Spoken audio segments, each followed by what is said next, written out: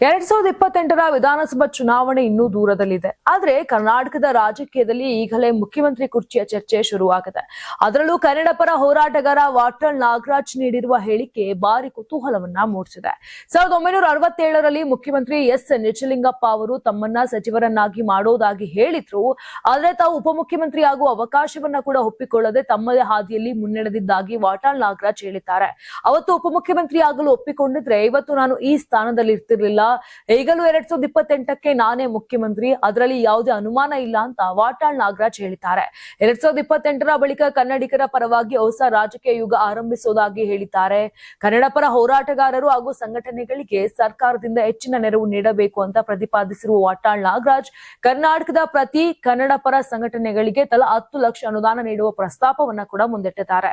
ಇದರ ಜೊತೆಗೆ ರಾಜ್ಯದ ಪ್ರೆಸ್ ಕ್ಲಬ್ಗಳಿಗೆ 1 ಕೋಟಿ, ಬೆಂಗಳೂರು ಪ್ರೆಸ್ ಕ್ಲಬ್ಗೆ 2 ಕೋಟಿ ಹಾಗೂ ಪತ್ರಕರ್ತರಿಗೆ ವಿಶೇಷ ಅನುದಾನ ನೀಡುವ ಬಗ್ಗೆಯೂ ಮಾತನಾಡಿದ್ದಾರೆ.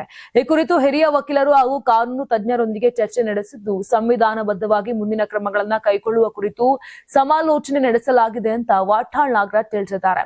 ಹೀಗಾಗಿ 2028ಕ್ಕೆ ನಾನೇ ಮುಖ್ಯಮಂತ್ರಿ ಎಂಬ ವಾಟಾಳ್ ನಾಗರಾಜ್ ಅವರ ಹೇಳಿಕೆ ಇದೀಗ ರಾಜಕೀಯ ವಲಯದಲ್ಲಿ ಕುತೂಹಲವನ್ನ ಮೂಡಿಸಿದೆ. ಕನ್ನಡ ಪರ ಹೋರಾಟದ ಮೂಲಕ ಗುರುತಿಸಿಕೊಂಡಿರುವ ವಾಟಾಳ್ ನಾಗರಾಜ್ ಅವರ ಈ ಘೋಷಣೆ ಮುಂದಿನ ದಿನಗಳಲ್ಲಿ ಯಾವ ರೀತಿಯ ರಾಜಕೀಯ ಚರ್ಚೆಗೆ ಕಾರಣವಾಗಲಿದೆ ಎಂಬುದನ್ನ ಕಾದು ನೋಡಬೇಕಿದೆ.